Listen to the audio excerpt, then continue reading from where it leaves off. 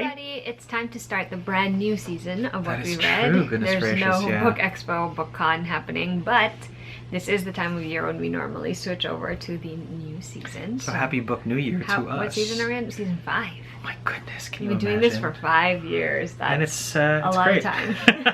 It's read a lovely. lot of books. There's been a few books that have been read, I find. Anyway, we'll kick off this first episode. It's funny, actually, because this first episode for me actually involves a lot of more serious books. Serious It's books. a lot of nonfiction, one historical fiction, and I'm going to start with the historical fiction read. So that book in question is Luck of the Titanic, which is by Stacey Lee. This book is about Valora Luck. She actually ends up scheming her way onto the Titanic because she's looking for her brother Jamie. She wants them to start a new life in America, and she thinks that they can do it by auditioning for this person who is investing in like a circus. Oh, sure. Because they're both really talented acrobats. Nice. But instead what she finds is that Jamie has maybe different ideas for what their future should look like. He also has a bunch of friends that he's with because he's been working on steamships for a while now. But of course they're on the Titanic, so we all know how that's gonna end, right? And I picked this one up mostly because, one, I have read and enjoyed Stacey Lee's other books, and I think she's always done a particularly good job at framing events in history through the perspective of Asian main characters. And two, it's about the Titanic, which is not something I remember being fascinated by in recent years, but when I was a kid, I used to read Titanic stories all the time. I don't know why, but I used to read them all the time. So I was obviously very intrigued by this one. So, spoiler alert, the Titanic part, the big event, obviously, is not actually the focus of this book. It doesn't even happen until the very end of it, which makes sense if you think about it. This book is more about Valora herself and, you know, her attempts to sort of stand out in a time period where for women that was a little bit more difficult to do. Plus, throw in the fact that she's actually Chinese, also very difficult to do. This was the era of the Chinese Exclusion Act in the United States. This was also a difficult era for them because they are orphans, their parents are both dead. It's a whole host of things going on. But what Valora finds on the ship is she finds camaraderie, she finds sort of a purpose. She sort of finds that people are not as, you know, black and white as they can seem sometimes. And I could not put this down once I started. I read it in one day because it was just so compelling and I was curious to see how it was all going to end. So if you're looking for a new YA historical fiction to try out and you haven't read anything by Stacey Lee yet, I would highly recommend checking out her work. While this is not my #1 favorite, I still think that Goes to Outrun the Moon, which is her second novel. I do think that this is one of the top tier ones that she's written, and I would definitely recommend checking it out. The next book and the book after it actually sort of go together. So I'm going to be talking about Stamped from the Beginning, which is by Ibram X. Kendi. I'm also going to briefly mention later on Stamped, Antiracism, Racism, and You, which is a version that was, you know, adapted for younger audiences by Jason Reynolds and with Ibram X. Kendi. So Stamped from the Beginning is basically, as it says on this cover, the definitive history of racist ideas in America. I actually listened to this one on audiobook before purchasing this physical copy of it. And I thought it was fascinating. I've always been interested in history, and I figured that it was high time that I got myself sort of up to speed on the history of racist ideas. And this book actually covers more than just racist ideas in America, although that is the primary focus. We do see a lot of other things brought in, because obviously European history ties in a little bit with American history. And the way that Ibram X. Kendi decides to sort of frame this is by using 5 important figures in history that have had some form of influence on racist ideas. And it's so interesting. I admit that there are definitely details that are probably just gonna go over my head. A lot of dates, a lot of names, a lot of, I don't know, a lot of events perhaps that might not stick around. But what I found fascinating is how he doesn't really say that there's a good or bad thing, he just portrays it as it is historically. It felt very objective, and it was definitely well researched because there are a lot of facts about these figures that I didn't even know, that I was like, huh, interesting. And it goes so far back. So this is the kind of thing where I'm like, I know everyone is not everyone is going to want to pick this up. It is very intimidating, it's very long, and I know, like, it is not a general thing to be fascinated by history, especially when the history covers a difficult topic like racism. But if I could pick one book that I think should be required reading now, like new required reading, this is actually the book that I would choose because it just provides interesting facts. It challenges the reader to examine, you know, their own beliefs, to look at history through a different lens, and I really, really appreciated that. So I really like this one. And then on a whim, I decided, let me see how this young adult, you know, version of it by Jason Reynolds, how it turns out. And I actually like that one even more, and I sort of wish I had started with it because it distills whatever information you get in the adult version into something that is easier to comprehend, especially for someone like me who didn't really end up spending most of my, you know, preteen, teen life, adult life here in the United States. So I didn't really have a grasp of history here. My grasp of history is a little bit more global, I guess, because in the Philippines you kind of learn, you know, our country's history, Southeast Asian history, European history, a little bit of American history. It's like a mix of things. So having Jason Reynolds distill it even further into like straightforward facts, and also to, you know, write it with such an approachable tone, one that is definitely going to impact the audience that it's for, I definitely think it is also a great idea for them to start adapting it. And I've actually heard that there's even a kid's version of it, like a chapter book version of it. Cute. So I think it's a great idea for them to keep adapting this for different audiences, because these are the things that, you know, you should know or need to at least try to understand to see how we got to where we are today. So definitely glad that I read both of those books. It was a very, very good read. The last book I'm going to talk about right now is America is in the Heart, which is a book by Carlos Bulosan. This is a memoir from Carlos Bulosan. In it, he talks about his immigrant experience going from the Philippines to the west coast of the United States and the years that he spent working, trying to live his life, trying to find rights for immigrants and himself throughout the years. And I had, again, this is another chapter of history that I wasn't particularly familiar with. While we studied a lot in the Philippines, a lot of different histories, we never really got into more modern history, and that's essentially what this is, because it happens in like the 40s, a little bit after the World Wars. And it's very personal in the sense that obviously this is his experiences. A little bit, it feels a little fictionalized, because obviously, right, you're gonna present like the most ideal, not ideal, but like the best foot forward, right? Yeah, exactly. That's exactly what I would use. You're gonna paint a nicer picture. You're gonna try to sort of condense all of the things that you've gone through, paint it with, you know, the right words. And he's a good writer, so obviously it comes across half like fiction and half not. So there's like a very dreamlike storytelling quality to it. And that's in the middle of all the tragedy and difficulty that he and all of the individuals that he meets along the way have to face because they're immigrants, because there was a very big prejudice against immigrants, especially Filipinos, at a certain time in the United States. Totally.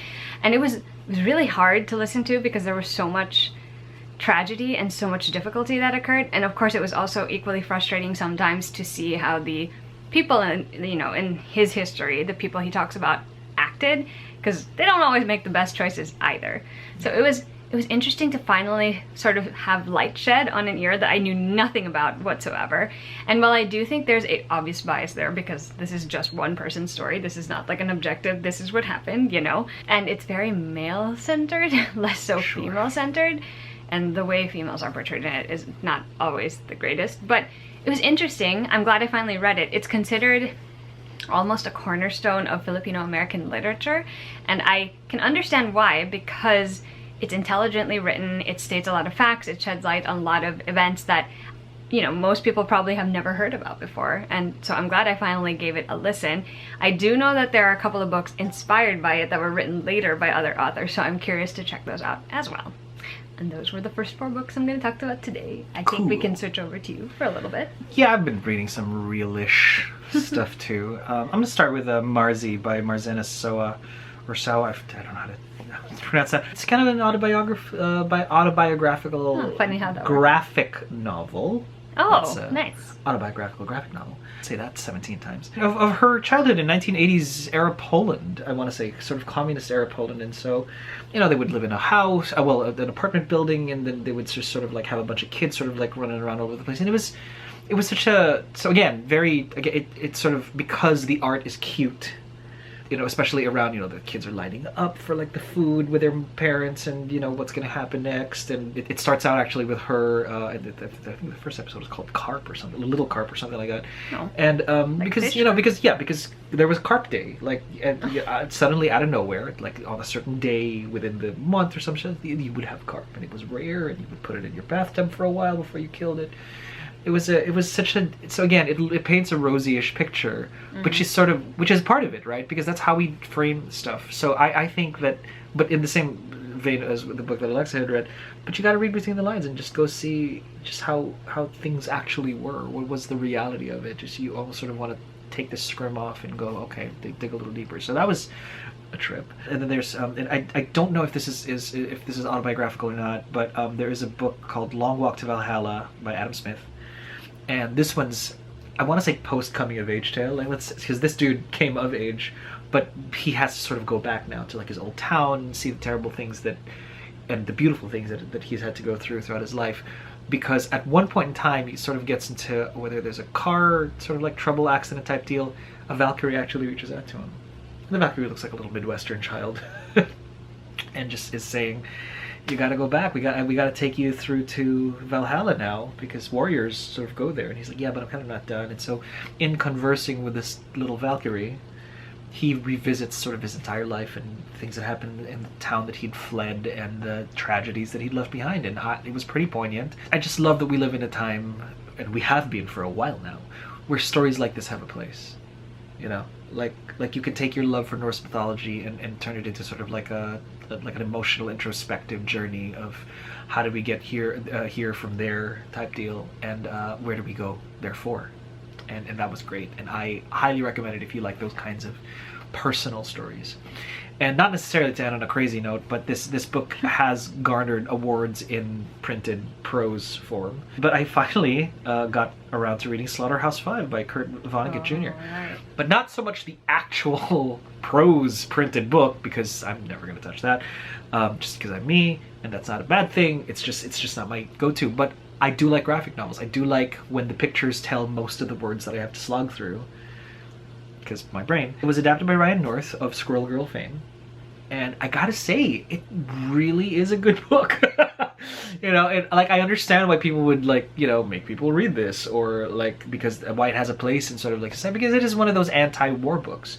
It tells a non-linear story of a man's journey from childhood to serving in the war to post-war stuff, and he becomes an optometrist, ophthalmologist. He's an eye guy, which is so intelligent of me to say it that way.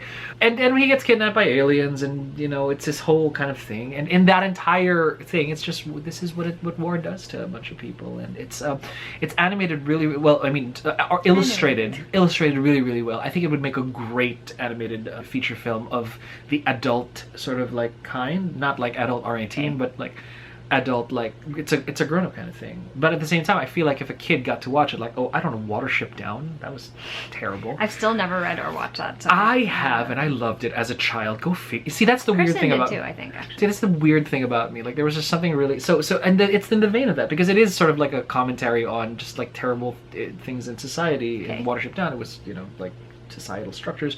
Here it's war, and it's great, and it was terrible and wonderful, like, and it was well great, done. but it was terrible. And by terrible, I mean it portrayed terrible things well, effectively, right? basically. And so emotionally, if you really sort of want, I want to connect to this right now at 11:30 at night, and you could, but at the same time, I don't know. Like, it's to keep a piece at arm's length, so you can sort of wrap your brain around it, rather than lose your mind completely, like, say, I don't know, reading Chain of Iron. So I've seen the vlog, some of you do that, like, it's just wonderful, we are with you. It is terrible, it's just, I keep that at an arm's length and go, okay, we are going to see this all go up in smoke. So I would recommend it, like, if you're into this kind of thing, if you want commentary on serious things, illustrated in very, very intelligent, I want to say, this is the way they use non-linear stuff, the way they break the fourth wall. I wonder if the novel is like that. I don't know. I highly doubt. And if it is, then I know for sure that the novel is probably non-linear as well. And that probably was why it was sort of a little bit ahead of its time. Yeah, because that would make it even more interesting. Because it sort of jumps into the present and the past and the present, and there's a lot of, and therefore a lot of juxtaposition. I mean, there's a bit about aliens, which I'm thinking, this is a work of fiction. Let's be very, very clear about that. Like, you're like, this is a work of fiction. Yeah, because it's so real, and then suddenly aliens somewhere like 3/4 into the book, and reminding you it's a story. That's and for me, that doesn't even slow the pace down.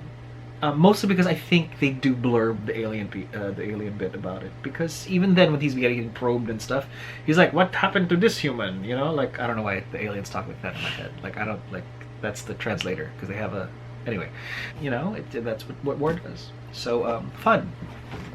I'm done. I like how you ended up with fun. Sure. Okay. Actually, the next book I'm going to talk about is not so fun, but it was very well written. And the book in question is When Breath Becomes Air by Paul Kalanithi. This is a book I actually heard about years ago when it first came out, because I follow Joanna Goddard of A Cup of Joe, and her twin sister is actually Paul's widow. So I heard about this book ages ago. It's essentially Paul recounting his experience becoming a surgeon, but also battling lung cancer. And it is written with such frankness and honesty, and like it's also written with such raw emotion brimming behind every single thing that he says. I love that it feels like a conversation with a friend almost, because he basically is just presenting different points of his life, the thoughts he was thinking then, the feelings he had, the relationships that were important to him, and it was very good to read. It was really, I actually ended up listening to it, and I think that was also very helpful for getting me in the zone with it. I'll admit that I thought I was going to be emotional for a larger part of it. The emotions really kicked in for me towards the end of it, which is unsurprising because it obviously follows his journey with cancer, and we kind of know where that goes. But I'm glad I finally got the chance to read it. I actually read it with my sisters and my cousin for our book club. It was a random choice because my sister's friend Medea is the one who actually said we should all read it. Oh, yay. So I am glad we got to it, even though it is one of the most heartbreaking things I have read in a while. It was heartbreaking, but it was also hopeful. And I think at the end of the day, that's essentially what he wanted to get across. Sure. Because a lot of the book is him grappling with, his coming death and what he really wants to do with his life and how he feels about, death coming for him. Terrible, isn't it? And how all of his choices from the moment he finds out he's sick, like they're gonna be like, maybe it's the final set of choices that make, and which ones are the right ones. So it was really interesting. I'm glad I read it. It was actually surprisingly packed with feeling for something that wasn't so long, so I'm glad we checked it out. Speaking of people dying of cancer, also happens in this memoir, Crying in H Mart by Michelle Zauner. So Michelle's mom actually passed away from cancer as well, and this entire book is just snippets of Michelle's experiences with her mom, both in her youth and when her mom was fighting cancer. And I love her writing voice. Her narrative voice is so compelling. I think she does a brilliant job sort of capturing the memories that she probably has, filed away in her head. She does such a great job setting the reader into the moment with her.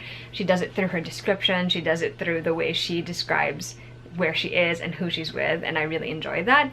Food is a big aspect of this book too, which I thought was really interesting. She made me hungry a lot of the time, let's be real. But I loved it because it showed off how complicated her relationship with her mom was, but at the end of the day, how much her mom was such a huge part of her life and how it really affected her when her mom got sick and eventually passes away. It was a very heartwarming but also heartbreaking story. Again, it's one of those books where I'm like, there was some semblance of hope in there, but it also just broke my heart to read it. I flew through this. I know some people read it in chunks because you can do that. Like each section is divided into a particular memory or experience, and you could just read one, set it down, come back to it. I read it all in one go, and it felt like watching a movie almost, just seeing all of these different things going on with Michelle and her mom and her dad and the rest of their family. So it was very good. This was a book that I mostly picked up for the title, but I'm glad I did because it ended up being a book that really moved me and also made me want to go to Seoul, so, Sure. That's life. And the last book I'm going to talk about is not quite as serious, not quite as deep. It is The Little Book of Skincare, Korean Beauty Secrets for Healthy Glowing Skin by Charlotte Cho, who is the founder of SokoGlam, or one of the co-founders of SokoGlam. And the reason I actually have this one is because of my college roommate, Rachel. So years ago, Rachel said, or recommended that I should read this book. I picked it up and I never read it because that's how I am. But lately, because I have been thinking more about healthy habits and the things that I want to really take care of because they're God-given gifts that have been given to me, I was like, you know what, I'm gonna finally read this. And I shouldn't have waited so long because it was actually quite quick to read. I knew a little bit about the information in this book because I have sort of tried to do the Korean 10-step skincare routine in the past. I remember that. I just tried to do it, but I never really understood the why behind each of the steps until I finally picked up this book. So it took me that long, but we're finally here. I like that this book has a very practical sort of, again, conversational friend tone where she really breaks down the facts. She's like, this is why this step is important, this is why you should do this, here's what I recommend, here's what you should do. And I like that the focus is not just on getting all these products for your skin, which is a big thing in Korean beauty, but it's also about the habits you should develop, you know, to keep your skin healthy and glowing. So very fascinating, very informative. There's like a bazillion tabs in there now because, you know, it's going to be my guide for the foreseeable future. So I'm glad I finally read this. And that brings us to the end of this first episode of season 5 of What We Read. We hope you enjoyed this video, even though a lot of the books we talked about are very heavy topics, now that I think about it. I don't know how that ended up happening. Anyway, if you read any of these books or are interested in any of them or have further questions about them, feel free to leave a comment below. Don't forget to like and to subscribe if you want, so you can see future videos from us. Otherwise, you can find links to every other social media site we're on down below, and we'll see you guys with a new video soon. Bye!